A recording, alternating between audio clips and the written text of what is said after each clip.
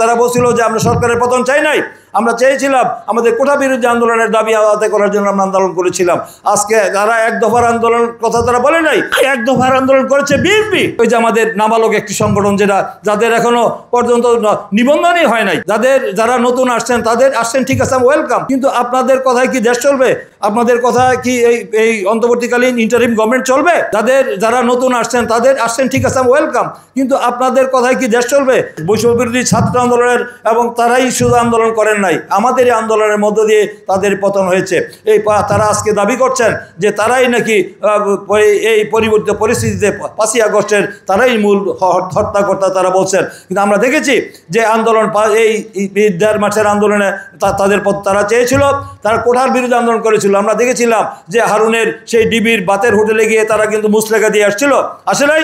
মুসলেখা দিয়ে আসছিল। তারা বলছিল যে আমরা সরকারের পতন চাই নাই, আমরা চেয়েছিলাম আমাদের কোটা বিরোধী আন্দোলনের দাবি আদায় করার জন্য আমরা আন্দোলন করেছিলাম।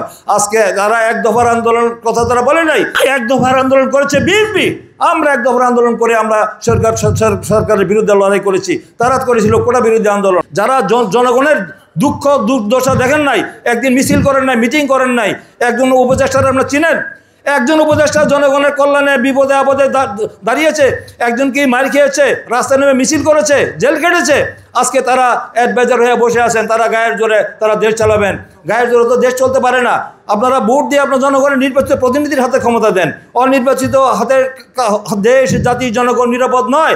আর্মির চিফ যেখানে বলছে সেখানে তিনিও বলছেন যে ডিসেম্বরের মধ্যে নির্বাচন হওয়া উচিত। এই দেশের 100-রও বেশি দল বলছে যে ডিসেম্বর। আপনি গিয়ে জাপান গিয়ে বলছেন একটি দল নাকি চায়। আবার একটি দল তো না, দেখেন সমস্ত দল চায়, বাম দল চাচ্ছে, ডান দল চাচ্ছে, সমস্ত চাচ্ছে, শুধু এনসিপি চাচ্ছে। ওই যে আমাদের নাবালক একটি সংগঠন যেটা যাদের এখনো পর্যন্ত নিবন্ধনই হয় নাই, যারা নতুন আসছেন তাদের আসছেন ঠিক আছে, ওয়েলকাম। কিন্তু আপনাদের কথায় কি দেশ চলবে? আপনাদের কথায় কি এই অন্তর্বর্তীকালীন ইন্টারিম গভর্নমেন্ট চলবে?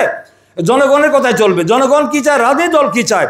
দেশকে তারা এই কথা বলে তারা দেশে যে একটি মানে ভয়ঙ্কর অবস্থার দিকে নিয়ে যাচ্ছে, একটি গভীর ষড়যন্ত্র চক্রান্তের একটি অংশ, সেটাকে বুঝতে হবে। তাই আমরা বলছি যে এই সরকারের শুভ উদয় হবে।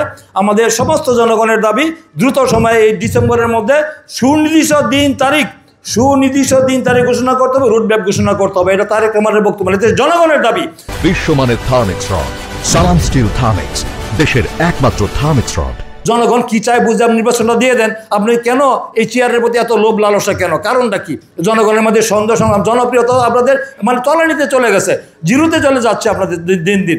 তো জুনে আপনার বাপ দাদারা বলে শুনছেন যে জুন জুলাই, এই যে জুন মাস, আজকে জুনের 1 তারিখ, জুন জুলাই না মেতে কোনো নির্বাচন হয়েছে পৃথিবীর ইতিহাসে?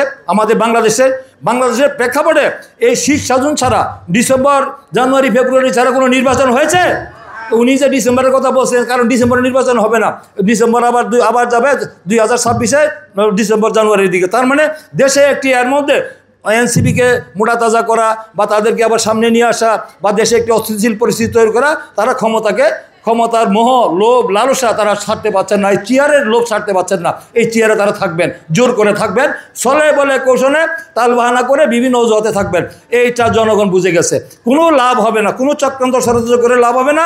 ডিসেম্বরের মধ্যে নির্বাচন দিতে হবে এই তত্ত্বাবধায়ক সরকারকে, এই অন্তর্বর্তীকালীন সরকারকে। তা না হলে জনগণ আন্দোলন করে দাবি আদায় করার জন্য রাস্তায় নেমে আসতে বাধ্য হবে।